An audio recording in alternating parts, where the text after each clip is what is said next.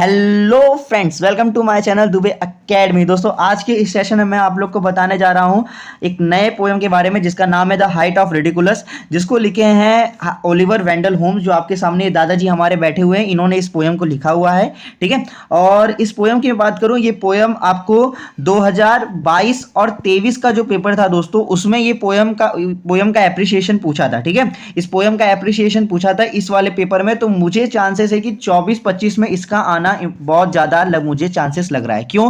क्योंकि पिछले साल के बोर्ड पेपर ही जितने क्वेश्चन है सब रिपीट होने वाले हैं आपके इस साल बोर्ड पेपर में। ठीक है, तो इसीलिए मुझे चांसेस लग रहे हैं कि अगर ये इस टाइम आया है तो इस टाइम आना जरूरी है, क्योंकि 1-2 साल का गैप देके ही ऐसे ही पेपर बनता है। ठीक है, तो मुझे ऐसा लग रहा है कि इसको आप इंपॉर्टेंट दीजिए। ठीक है, ऐसा नहीं बोल रहा हूं कि आप सारे एप्रिसिएशन मत कीजिए, आपको सारे एप्रिसिएशन करने हैं दोस्तों।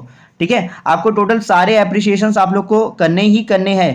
ठीक है, अगर मैं आप लोग को बता दूं तो आपको सारे एप्रिसिएशन करने हैं, और उसके साथ साथ में आपको पोएम्स को लर्न भी, मतलब एक तरह से समझना भी है, ताकि आप अच्छे मार्क्स स्कोर कर सके। और अगर एप्रिसिएशन आपको एंड टाइम में अगर आप भूल जाएं तो आप उसको, जो आप पोएम पढ़े हैं उसके द्वारा आप वहां पे एप्रिसिएशन लिख सकें। ठीक है, और इसकी क्या बात की जाए, बहुत बढ़िया है। आप इस मेरे वीडियो में बने रहिए, और इस वीडियो को कम से कम 10 व्यू, मतलब 10 मिनट का टोटल वीडियोस रहेगा, तो इसको 10 मिनट तक एटलीस्ट देखिए, 10 से 15 मिनट के बीच में। और इसको 1.5x में लगाकर भी आप देख सकते हैं, स्पीड वहां पे दिया रहेगा, आप लगा के देखिए, बिंदास देखिए। लेकिन मैं आपको सिर्फ इतना बोलूंगा कि आप इस वीडियो को एंड तक देखिए, और मैं आपको गारंटीड बोलता हूं कि आपको ये वाला जो पोएम है अच्छे से समझ में आ जाएगा। ठीक है, चलिए स्टार्ट करते हैं।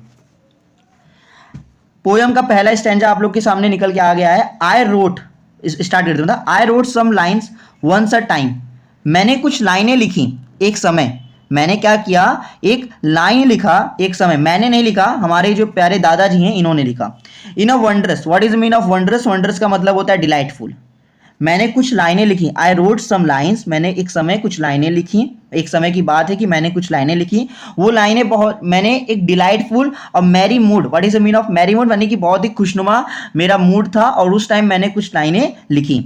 और मैं सोचा, I thought as a usual man, मतलब कोई भी एक ऐसा व्यक्ति, कोई भी ऐसा व्यक्ति या कोई भी ऐसे लोग जब इसको पढ़ेंगे, मतलब जब इसको पढ़ेंगे तो वो कितने खुश होंगे। समझ में आया? ये कौन बोल रहे हैं? हमारे जो पोएट हैं, हमारे पोएट क्या बोल रहे हैं कि मैंने एक समय कुछ लाइन लिखी, एक समय की बात है, मैंने कुछ लाइनें लिखी, जो लाइनें बहुत ही डिलाइटफुल, यानी कि बहुत ही अच्छी थी। और मैंने एक बहुत ही खुशनुमा अपने मूड में अपने उसको लिखा। ठीक है, और मैं ये सोच रहा हूं कि जब इसको लोग पढ़ेंगे तो वो कितने खुश होंगे। ठीक है, वो कितने खुश होंगे, हमारे इसी इमोजी की तरह वो कितने खुश होंगे। और हाँ, मैं आप लोग को बताना भूल गया, रिडिकुलस का मतलब क्या होता है। ठीक है, यहाँ पे दिया हुआ है, रिडिकुलस का मतलब होता है टू फनी टू बिलीव। इसका पूरा मैं अगर आपको बताना चाहूँ तो इसका पूरा मतलब होगा कि मतलब मजाक के हद को पार कर देना। ठीक है, मजाक की हद को पार कर देना, इसी का मतलब होता है द हाइट ऑफ रिडिकुलस। ठीक है, मजाक की हद को पार कर देना। तो इसका मतलब टोटली ये पूरा पोएम एक ह्यूमरस पोएम है, एक मजाकिया पोएम है, जिसको आप भी पढ़ेंगे तो आपको बहुत मजा आएगा। और मैं आपको गारंटीड बोलता हूँ, लास्ट पोएम है आपके सिलेबस का।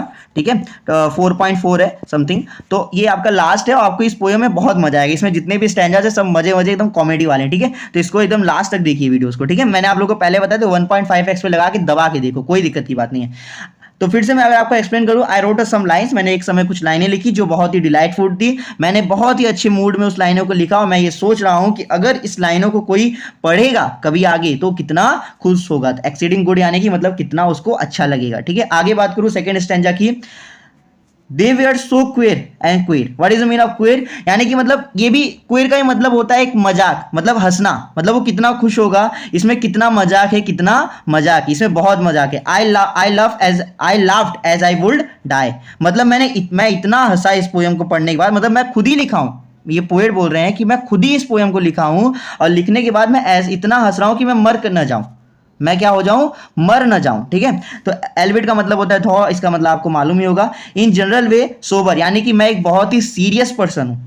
मैन एम आई, तो यहां पे पोएट बोल रहे हैं कि मैंने इस पोएम को इतना क्वियर यानी कि इतना फनी लिखा है, इतना फनी लिखा है कि मैं खुद हंसते हंसते ये सोच रहा हूं कि कहीं मैं मर न जाऊं।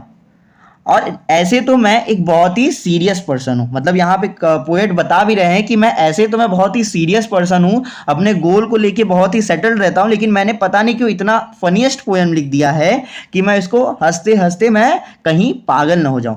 तो आई होप सो आप लोग को फर्स्ट स्टैंजा और सेकंड स्टैंजा समझ में आ गया होगा, ठीक है। यहाँ पे बता दूं ह्यूमरस पोयम है, टोटल ह्यूमरस पोयम है और कुछ इसमें है नहीं, ठीक है।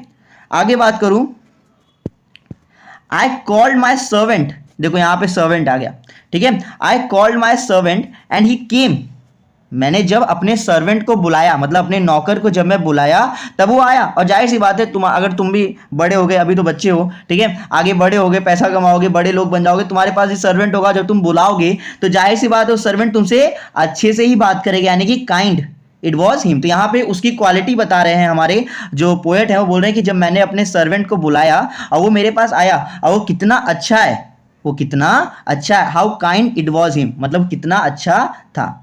To mind a slender man, मैं मतलब यहाँ पे कवि बोल रहे हैं कि मैं एक स्लेंडर मैन हूँ, मतलब पतला दुबला सा एक नॉर्मल मैन हूँ, लेकिन जो मेरा सर्वेंट है माइटी, यानी कि वो थोड़ा सा हट्टा कट्टा है। लाइम मतलब समझ जाओ मोटा हो गया, हट्टा कट्टा। यहाँ पे देखो सर्वेंट, यहाँ पे देखो क्या लिया है भाई, कुछ तो लिया है, बटाटा वड़ा, ठीक है। तो आई कॉल्ड, फिर से मैं समझ, आई कॉल्ड माई सर्वेंट, मैंने जब अपने सर्वेंट को बुलाया तब वो आया और वो कितना अच्छा है बच्चों, कितना अच्छा है, ऐसा पोएट बोल रहे हो, कितना अच्छा है। मैं तो मतलब एक स्लेंडर मैन हूं, मतलब एक पतला दुबला सा आदमी हूं, लेकिन जो मेरा क्या बोलते हैं, मेरा जो सर्वेंट है वो थोड़ा सा क्या है, हट्टा कट्टा मोटा टाइप आदमी है, ठीक है। ये तो ऐसा लग रहा है चूसा हुआ अंडा, ठीक है। चलो, तो आप लोग को यहाँ पे 3 स्टैंजा आई होप सो आप लोग को समझ में आ गया होगा, ठीक है। तो ये तीसरा भी आप लोग को खत्म करवा दिया। चलो, बहुत अच्छी बात है। चौथे पे आ गए दिस टू द प्रिंटर। यहाँ पे जो हमारे ये हैं, ये इनके बीच में कुछ टॉकिंग चल रही है, ठीक है, हमारे पोएट और सर्वेंट के बीच में। तो यहाँ पे पोएट बोलते हैं, जो उन्होंने लाइनें लिखी हैं, मतलब जो भी उन्होंने लिखा है वो अपने सर्वेंट को दे रहे हैं और बोलते हैं कि इसको प्रिंट करा दो, यानी कि प्रिंटर करा दो। मैंने उससे कहा, मैंने एक्सक्लेम किया, और मैंने इसको किस वे में किया पता है, मैंने इसको किस वे में कहा उससे, एक ह्यूमरस वे, यानी कि मजाकिया अंदाज में किया। क्या कहा मैंने, कि मैंने ट्रिफलिंग का मतलब क्या होता है बच्चों, एक ऐसा जोक जिसका कोई भी इंपॉर्टेंस ना हो। मतलब अभी अगर तुम किसी से कह रहे हो कि भाई ये मेरा जो बुक है इसको जेरोक्स निकाल दे, अब इसका मेरे बुक का जेरोक्स निकाल दे, अब इसमें क्या तू जोक मारेगा। लेकिन यहाँ पे भी जो हमारे पोएट हैं उन्होंने जोक मारा कि इसका जो पैसा होगा, प्रिंटिंग का जो पैसा होगा, वो डेविल, यानी कि अपना ये जो राक्षस है ना, राक्षस, ये आएगा पे करने। ये जो राक्षस है 2 सर वाला चमगादड़ राक्षस, ये आएगा इसको पे करने। ये कोई बात हुई नहीं, इसमें आप लोग को हंसी आई नहीं, ये तो भिड़े के जोक्स हो गए, ठीक है। चेन्नई से आने में तो बहुत टाइम लगेगा, तब तक जेठालाल को चैन नहीं आएगा। आई होप सो अभी आपने एक क्लिप देखा होगा भिड़े के जोक जो आपको अच्छे लगे होंगे, ठीक है। तो ये भिड़े का जोक हो गया, चेन्नई वाला ना। तो वही this to the printer I exclaim, मतलब फिर से मैं आपको एक्सप्लेन करूँ, मतलब कि उन्होंने जो लाइन लिखी, बोले इसको प्रिंट करा दो, मैंने उससे बोला, एक मजाकिया अंदाज में बोला, ठीक है। और ट्रिफलिंग का मतलब होता है कि ऐसा जोक जिसका कोई भी इंपॉर्टेंस ना हो। और देयर विल बी डेविल, और इसका जो पैसा होगा कौन भरेगा, डेविल, यानी कि राक्षस भरेगा, जो चमगादड़ वाला राक्षस है, ठीक है। भिड़े वाला जोक मारा इन्होंने, आप लोग ने अभी क्लिप देखा होगा। आगे बात की जाए, 4th स्टैंजा आपको यहाँ पे खत्म हो गया, ठीक है।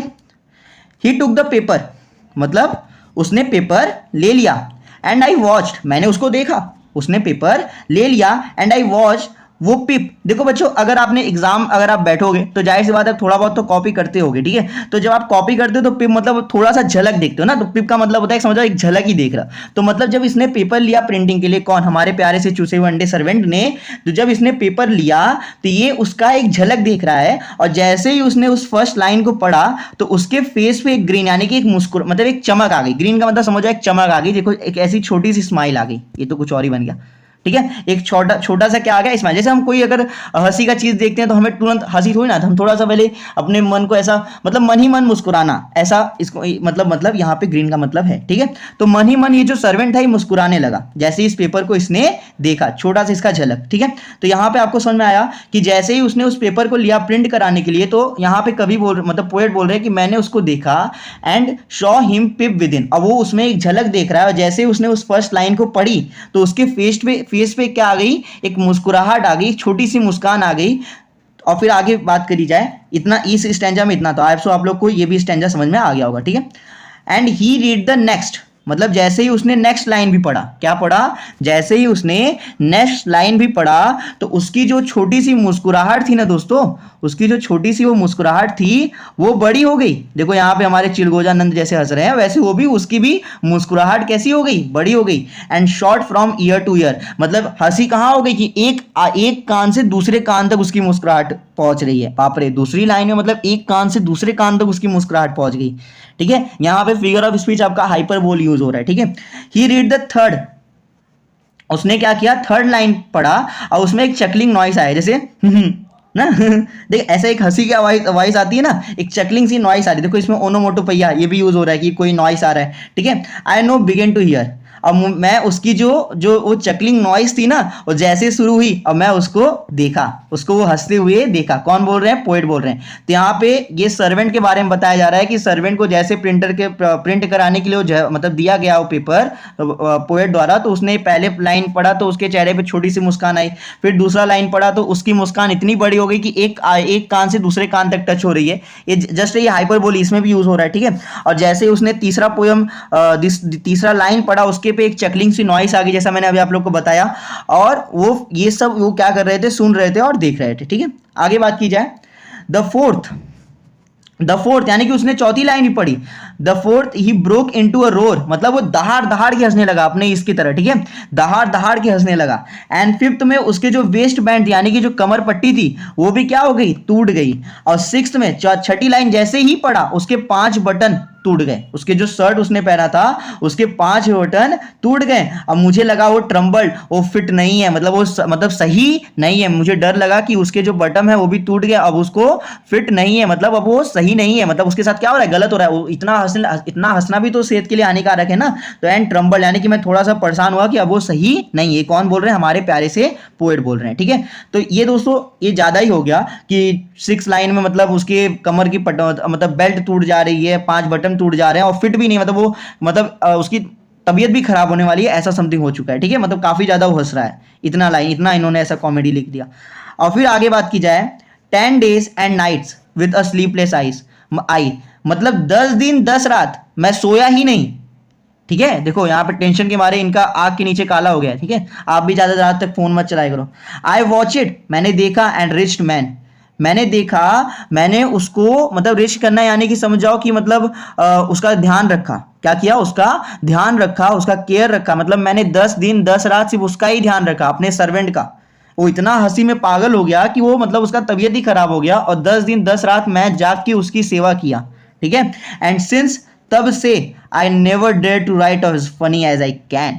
तो यहाँ पे ये बोल रहे हैं कि उस दिन से मैं कभी भी इतना फनी, मतलब उस दिन से मतलब मैं फनी पोयम लिखना बंद ही कर दिया। ठीक है, ये ओलिवर वेंडल होम्स हैं। और आपको एक मस्त चीज बताऊं, इन्होंने कोई ऐसा पोयम फनी वाला लिखा ही नहीं था।